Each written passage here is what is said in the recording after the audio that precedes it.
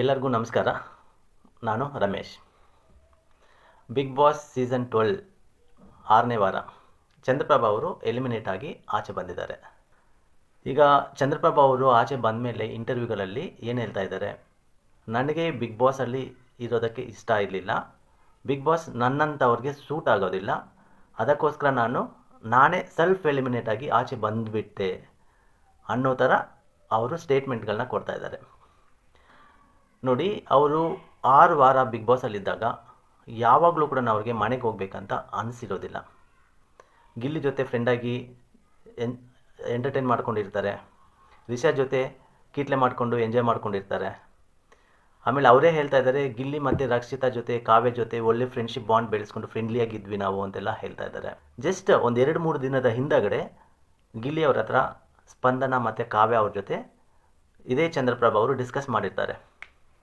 Minimum ಅಂದರೆ ಒಂದು 10 ವಾರ ಅದು ಬಿಗ್ ಬಾಸಲ್ಲಿ ಇದ್ಬಿಟ್ಟು ಹೋಗಬೇಕು, ಇಲ್ಲ ಅಂತಂದರೆ ಹೊರಗಡೆ ಮಾನ ಮರ್ಯಾದೆ ಇರಲ್ಲ ಅಂತ ಹೇಳಿದರು.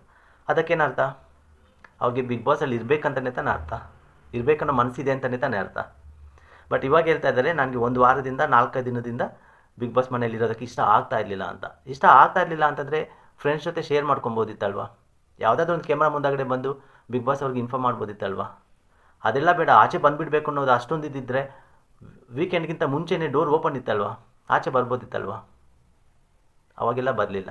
ನೋಡಿ, ಶನಿವಾರ ಎಪಿಸೋಡ್ ನಡೆಯುತ್ತಲ್ವ, ಅವತ್ತೆಲ್ಲ ಚೆನ್ನಾಗೇ ಇರ್ತಾರೆ, ಅವ್ರಿಗೇನು ಪ್ರಾಬ್ಲಮ್ ಆಗಿರೋದಿಲ್ಲ. ಸಂಡೇ ಪ್ರೋಗ್ರಾಮ್ಗೆ ಸುದೀಪ್ ಅವರು ಹೋದಾಗಲೂ ಕೂಡ ಚೆನ್ನಾಗೇ ಇದ್ದರು. ಅವ್ರ ಮುಖದಲ್ಲಾಗಲಿ ಬಾಡಿ ಲ್ಯಾಂಗ್ವೇಜಲ್ಲಾಗಲಿ ಎಲ್ಲೂ ಏನು ಅವ್ರಿಗೆ ಆ ಮನೆಯಲ್ಲಿರೋದಕ್ಕೆ ಇಷ್ಟ ಆಗ್ತಾ ಇಲ್ಲ ಅನ್ನೋ ಥರ ಏನು ಯಾರಿಗೂ ಕಾಣಿಸಿಲ್ಲ. ಬಟ್ ಹೈ ಡ್ರಾಮಾ ಮಾಡ್ತಾರೆ. ಏನಕ್ಕೆ ಅಂದರೆ, ನನ್ನ ಅನಿಸಿಕೆ ಪ್ರಕಾರ, ಭಾನುವಾರ ಎಲ್ಲರೂ ಸೇವ್ ಆದಮೇಲೆ ನಾಮಿನೇಷನ್ಸಲ್ಲಿ ಲಾಸ್ಟಲ್ಲಿ 4 ಜನ ಉಳ್ಕೊಂಡಿರ್ತಾರೆ. ಆ 4 ಜನರಲ್ಲಿ ಚಂದ್ರಪ್ರಭಾ ಒಬ್ಬರು, ರಾಶಿಕಾ ಒಬ್ಬರು, ಕಾಕ್ರೋಚ್ ಸುದಿ ಒಬ್ಬರು, ಮತ್ತು ಇನ್ನೊಬ್ರು ಯಾರು ಧ್ರುವಂತ್, 4 ಜನ ಉಳ್ಕೊಂಡಿರ್ತಾರೆ.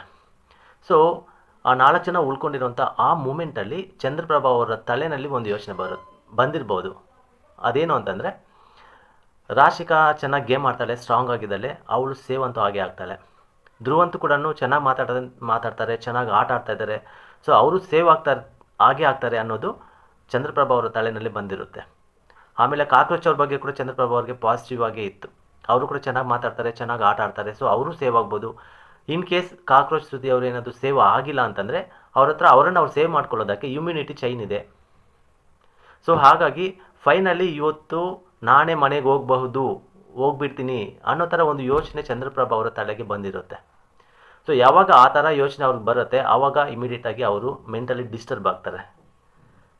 10 ವಾರ ತನಕ ಮಿನಿಮಮ್ ಇದ್ರೇ ನನಗೆ ಮಾನ ಮರ್ಯಾದೆ ಉಳಿಯೋದು ಅನ್ನೋ ಥರ ಯೋಚನೆ ಮಾಡಿದ್ದಂಥವ್ರು 6ನೇ ವಾರಕ್ಕೆ ಆಚೆ ಹೋಗ್ತೀವಿ, ಒಂದು ವೇಳೆ ಹೋಗಿಬಿಟ್ರೆ ಮಾನ ಮರ್ಯಾದೆ ಹೋಗುತ್ತೆ ಅನ್ನೋದು ಅವ್ರಿಗೆ ಒಂದು ಇನ್ಸೆಕ್ಯೂರ್ ಫೀಲ್ ಕಾಡಿದೆ. ಹಾಗಾಗಿ ಆ ಮೂಮೆಂಟ್ಗೆ ಎನಿವೇ ಡೋರ್ ಓಪನ್ ಇದೆ, ಅವ್ರು ಕಳಿಸೋದಕ್ಕಿಂತ ಮುಂಚೆ ನಾನೇ ಹೋಗ್ಬಿಟ್ರೆ ಒಂದು ಮರ್ಯಾದೆ ಉಳಿಸ್ಕೊಂಡಂಗೆ ಆಗ್ಬೋದೇನೋ ಅನ್ನೋ ಥರ ಅವರು ಯೋಚನೆ ಮಾಡಿರಬಹುದು. ಇಲ್ಲ ಅಂತಂದರೆ ಅಲ್ಲಿ ಬೇರೆ ಇನ್ನೇನೋ ನಡೆದಿದೆ, ಇನ್ನೇನೋ ಆಗಿದೆ, ಅದನ್ನು ಸುದೀಪ್ ಅವ್ರ ಕೇಳಿದಾಗ ಹೇಳೋದಿಲ್ಲ, ಮೀಡಿಯಾಗಳಲ್ಲಿ ಬಂದಾಗ ಕೇಳಿದರೆ ಹೇಳಲ್ಲ, ಮುಂದೆ ಇನ್ನು ಯಾವಾಗಾದರೂ ಹೇಳ್ತೀನಿ ಅನ್ನೋ ಥರ ಹೇಳ್ತಾ ಇದ್ದಾರೆ. ಅಂಥದ್ದೇನಾಗೋಯ್ತು ಅವ್ರಿಗೆ? ಸೊ ನನ್ನ ಪ್ರಕಾರ ಅಂಥದ್ದೇನೂ ಆಗಿರಲ್ಲ. ಅವ್ರಿಗೆ ಇರಬೇಕಂತ ಇಷ್ಟ ಇತ್ತು, ಬಟ್ ಕಡೆ ಮೂಮೆಂಟಲ್ಲಿ ನಾನೇ ಹೋಗ್ತೀನಿ ಅನ್ನೋದು ಅವ್ರ ಮನಸ್ಸಿಗೆ ಬಂದಿರುತ್ತೆ. ಹಾಗಾಗಿ ಅವರು ಹೈ ಡ್ರಾಮಾ ಸ್ಟಾರ್ಟ್ ಮಾಡಿದ್ರು. ಆಚೆ ಬಂದಮೇಲೆ ಇವಾಗ ಅದನ್ನೇ ಡಿಫೆಂಡ್ ಮಾಡ್ಕೊಳ್ಳೋದಕ್ಕೆ ಯೂಸ್ ಮಾಡ್ಕೊತಾ ಇದ್ದಾರೆ. ಅದು ಅವರನ್ನು ನಾವು ಡಿಫೆಂಡ್ ಮಾಡ್ಕೊಳ್ಳೋಕ್ಕೆ ಯೂಸ್ ಮಾಡಿರೋಂಥ ಒಂದು ಸ್ಟ್ರಾಟಜಿ ಅನ್ನೋದು ನನ್ನ ಅನಿಸಿಕೆ. ನನಗನ್ಸಿದಂಗೆ ನಿಮಗೂ ಅನಿಸಿದರೆ ಕಮೆಂಟ್ ಮಾಡಿ, ಲೈಕ್ ಮಾಡಿ, ನನಗೆ ಸಪೋರ್ಟ್ ಮಾಡಿ.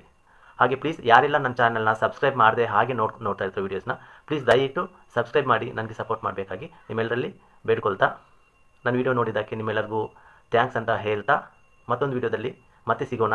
ಅಲ್ಲಿವರೆಗೂ ಬಾಯ್.